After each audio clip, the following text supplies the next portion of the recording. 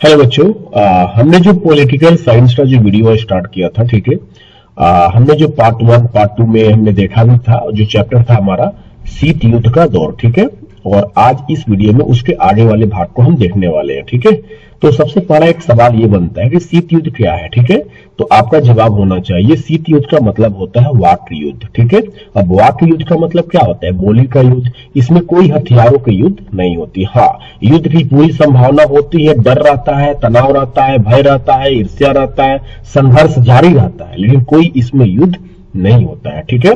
और एक चीज और है कि शीत युद्ध किन के बीच हुआ था, अगर ये प्रश्न किया जाए तो आपको जवाब देना है एक अमेरिका और दूसरा सोवियत संघ। वैसे तो शीत युद्ध अनेक देशों के बीच होता रहता है, ठीक है, लेकिन आपको जवाब देना है अभी जो आपका चैप्टर के अकॉर्डिंग है, जो एक अमेरिका और दूसरा जो था सोवियत संघ, ठीक है।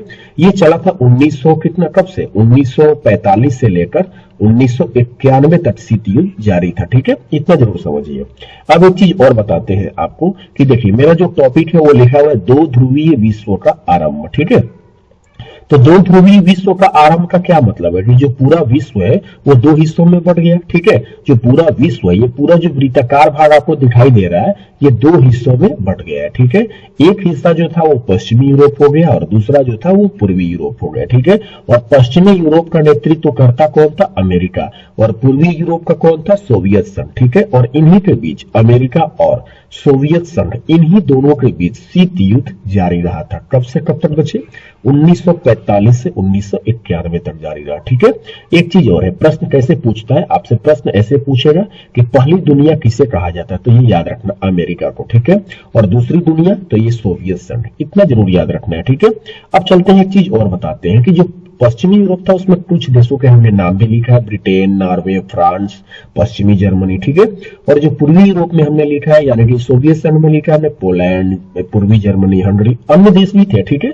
तो एक बात हमेशा याद रखना थोड़ा सा, ये जो हमने एक लाइन, जो लंबी सी लाइन खींचा है, ये एक तरह से दीवार है और ये दीवार पूरी विश्व को दो हिस्सों में बांट रही है।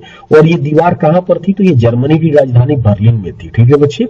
और जर्मनी दो हिस्सों में भी बढ़ गया, एक पश्चिमी जर्मनी हो गया और एक क्या हो गया? पूर्वी जर्मनी हो गया, ठीक है। तो जब हम इस चैप्टर के ये जो पूर्वी जर्मनी, पश्चिमी जर्मनी, बर्लिन की दीवार, ये सब हम अगले चैप्टर में पढ़ने वाले हैं, ठीक है।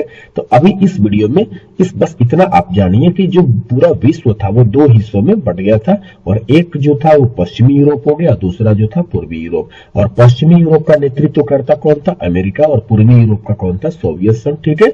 और पहली दुनिया किसे कहा जाता है? तो अमेरिका को। और दूसरी दुनिया किसे कहा जाता है? सोवियत संघ को, ठीक है। इतना जरूर याद रखें। चलिए आगे देखते हैं। अब देखिए मुझे लिखा हुआ है कि नाटो, बहुत इंपोर्टेंट टॉपिक है ये। और एक बात बता दूं कि नाटो जो था वो अमेरिका के द्वारा बनाया गया था। किसके द्वारा? अमेरिका के द्वारा, ठीक है। ये अमेरिका के द्वारा बनाया गया सैन्य संगठन था, इसमें कई देश शामिल थे, ठीक है। तो जरा देख लेते हैं कि नाटो से सवाल कैसे पूछे जाते हैं। देखिए नाटो का स्पेलिंग देख लीजिए, NATO, ठीक है। तो एन का मतलब क्या होता है? नॉर्थ। ए का मतलब क्या होता है? अटलांटिक। टी का मतलब क्या होता है? ट्रीटी। और ओ का मतलब क्या होता है? ऑर्गेनाइजेशन, यानी नॉर्थ अटलांटिक ट्रीटी ऑर्गेनाइजेशन होता है, ठीक है। यानी कि उत्तर अटलांटिक संधि संगठन होता है, ठीक है। हिंदी में बात करते हैं, उत्तर अटलांटिक संधि संगठन, ठीक है। और एक सवाल यहां से ये पूछा जाता है कि इस नाटो की स्थापना कब हुई थी? तो ये आपको जवाब देना है कि 4 अप्रैल 1949 को नाटो की स्थापना हुई थी और इसमें 12 देश जो थे वो शामिल थे, ठीक है। कई बार ऑब्जेक्टिव में प्रश्न पूछे जाते हैं कि नाटो का फुल फॉर्म क्या होता है, ठीक है। तो आपको जवाब दे देना है कि नाटो का फुल फॉर्म होता है नॉर्थ अटलांटिक ट्रीटी ऑर्गेनाइजेशन, ठीक है। और इसकी स्थापना कब हुई थी? 4 अप्रैल 1949 को हुई थी। और उस समय कितने देश शामिल थे? तो 12 देश शामिल थे, ठीक है। चलिए अब इसका उद्देश्य देख लेते हैं कि इसका उद्देश्य क्या था। देखिए इसका उद्देश्य यह था कि पश्चिमी गठबंधन ने स्वयं को, अब पश्चिमी गठबंधन का नेतृत्व कौन कर रहा था? अमेरिका, ठीक है। ये याद रखना है। तो पश्चिमी गठबंधन ने स्वयं को एक संगठन का रूप दिया था, ठीक है। ये एक तरह से संगठन है, इसमें कई देश आपने देखा भी था कि शुरुआत में 12 देश इसमें शामिल थे, ये जरूर याद रखना है, ठीक है। 12 देश शामिल थे और इस संगठन ने घोषणा किया कि संगठन देशों में से किसी एक पर भी हमला होता है तो संगठन में शामिल सभी देश अपने ऊपर हमला मानेंगे। एकदम लाजमी है कि जब कोई एक संगठन बनाया जाता है तो किसी एक के ऊपर भी मुसीबत आती है तो इस संगठन में जितने भी सदस्य देश हैं उन सभी को समझना चाहिए कि यह मुसीबत, यह जो परेशानियां जो आई हुई है सिर्फ इसी के ऊपर नहीं आई है, यह परेशानियां हम लोगों के ऊपर भी है। ये सोच कर काम करना है, ठीक है, तब जाकर ये संगठन मजबूत होगा और बहुत दिनों तक ये चल पाएगा। ठीक है, चलिए, तो ये जरूर याद रखना कि इस संगठन का उद्देश्य था कि इसमें से किसी एक को भी प्रॉब्लम होती है तो ये प्रॉब्लम सभी के ऊपर समझना है कि वो प्रॉब्लम हमारे ऊपर भी है। ठीक है, और एक बात ये भी कह सकते हैं कि अमेरिका द्वारा विश्व में लोकतंत्र को बचाना भी इसका एक परम उद्देश्य था। ठीक है, तो फिर जाकर हमने नाटो के बारे में बहुत सारी पॉइंट हमने पढ़ा कि नाटो का फुल फॉर्म क्या होता है, नाटो की स्थापना कब हुई थी, सदस्य देश कितने थे, ठीक है, और इसका उद्देश्य क्या था। ठीक है बच्चे, चलिए, और ये किसके द्वारा बनाया गया था ये भी हमने देखा था। अब आगे देख लेते हैं। देखिए, अब लिखा है वारसा संधि। ठीक है, तो वारसा संधि किसके द्वारा बनाया गया, कब बनाया गया, इसका उद्देश्य क्या था ये भी देख लेते हैं। देखें, पहली बात कि वारसा संधि को हम वारसा पैक्ट के नाम से भी जानते थे, वारसा पैक्ट के नाम से भी जानते हैं। ठीक है, देखो, सोवियत संघ की अगुवाई वाले पूर्वी गठबंधन को वारसा संधि के नाम से जाना जाता है। तो अभी आपको क्या जानकारी हो गई कि ये जो था वारसा संधि यानी वारसा पैक्ट, ये सोवियत संघ की अगुवाई वाले पूर्वी गठबंधन के को वारसा संधि के नाम से जाना जाता है। इसका मतलब कि ये जो अगुवाई किया था वो कौन किया था, सोवियत संघ। ठीक है, इसमें कई देश शामिल थे। ठीक है, तो उसी ने क्या किया था कि वारसा संधि को बनाया था। ठीक है, सोवियत संघ के बारे में हम लोग आगे दूसरे चैप्टर में बहुत विस्तार से जानने वाले हैं कि सोवियत संघ क्यों टूटा 1991 में। ठीक है, और सोवियत संघ में कुल कितने सदस्य देश थे, ठीक है, किस तरह से ये टूटा, टूटने की वजह क्या, ये सारी चीजें हम देखेंगे दूसरे चैप्टर में। ठीक है, चलिए, बस इसमें ये जानिए कि सोवियत संघ की अगुवाई वाले पूर्वी गठबंधन को वारसा संधि के नाम से जाना जाता है, इतने जरूर याद रखें। ठीक है, प्रश्न पूछेगा कि वारसा संधि या वारसा पैक्ट किसकी अगुवाई में बना था, तो सोवियत संघ। ठीक है, ये आंसर होना चाहिए। चलिए, इसकी स्थापना कब हुई थी, तो सन 1955 में हुई थी, ये जरूर याद रखना बच्चे। ठीक है, सन 1955 में इसकी स्थापना हुई थी। और मैं आपसे बोलता हूं कि नाटो की स्थापना कब हुई थी, तो नाटो की स्थापना हुई थी 1949 में हुई थी। ठीक है, और वारसा संधि यानी वारसा पैक्ट की स्थापना कब हुई थी, तो 1955 में हुई थी। ठीक है, एक चीज और है कि नाटो किसके द्वारा बनाया गया था, अमेरिका के द्वारा बनाया गया था। ठीक है, और वारसा संधि किसके द्वारा बनाया गया था, सोवियत संघ के द्वारा बनाया गया था, इतना जरूर याद रखेंगे। ठीक है, चलिए, और इसका मुख्य उद्देश्य या मुख्य काम था कि नाटो में शामिल देशों का यूरोप में क्या करना था, मुकाबला करना था। ठीक है, तो ये चीजें आप जरूर याद रखेंगे।